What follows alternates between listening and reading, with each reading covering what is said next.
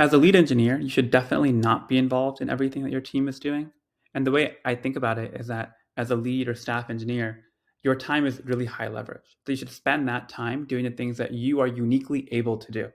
And so if there is a debugging task or uh, something that something where another engineer can help unblock another engineer, then ideally they can do that because you want to guard your time for the things that you have the context on or you have the unique insight in being able to do.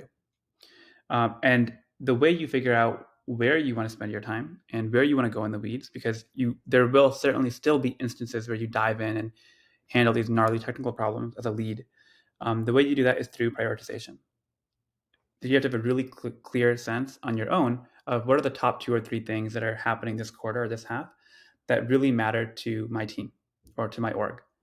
And once you figure that out, you should not only know for yourself, but also be broadcasting that repeatedly for the people you work with. And that is either through email or through a post, whatever is the mechanism at Cookpad.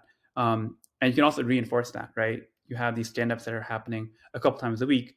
In that, you should constantly be painting that narrative about what are the priorities and where is your time being spent? What is top of mind for you?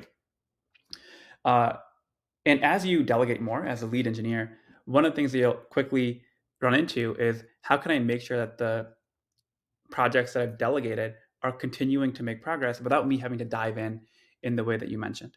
And the important thing here is reducing the cost of failure. Um, I think Facebook did a really good job of this, right? So the idea is that, okay, I'm a lead engineer. I have this project, which is important, but I'm going to delegate it to a more junior engineer or a senior engineer. And so the way the mode of operation works is that that person is going to go ahead and do that project and they're going to run an experiment on it.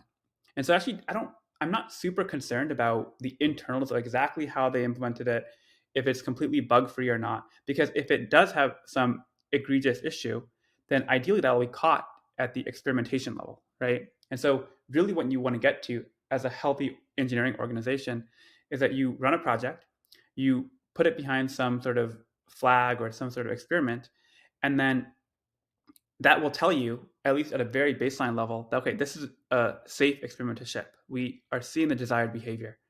You want to get to a point where like you have this number, and if it's like beyond a certain range, or if you have like a color, and if it's green, you ship it. Like you want it to be dead simple to evaluate if a project is safe to ship or if it's achieving the desired outcome. And the easier it is for you and other people on the team to see that, that means that it's kind of foolproof, right? You don't have to get involved because you have trust in this experimentation framework or this, uh, unit testing framework, whatever it is that is offering that safety. And so a big part of delegation is having that infrastructure built out.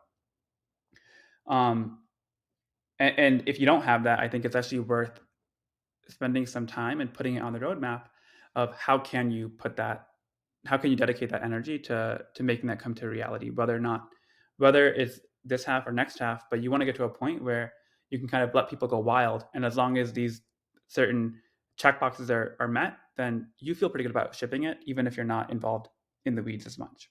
So I think the navigation one that you bring up is a good example, right? Um, Navigation can be quite tricky, and there's a lot of different things to think about. But you can basically say, hey, I trust you, just go ahead and do it.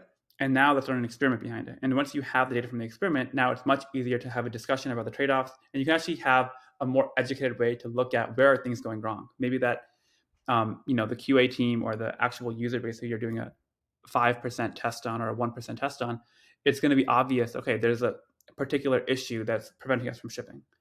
And so really having a bias toward putting it out there and getting that feedback uh, is a really powerful way of delegating and understanding the progress of certain projects.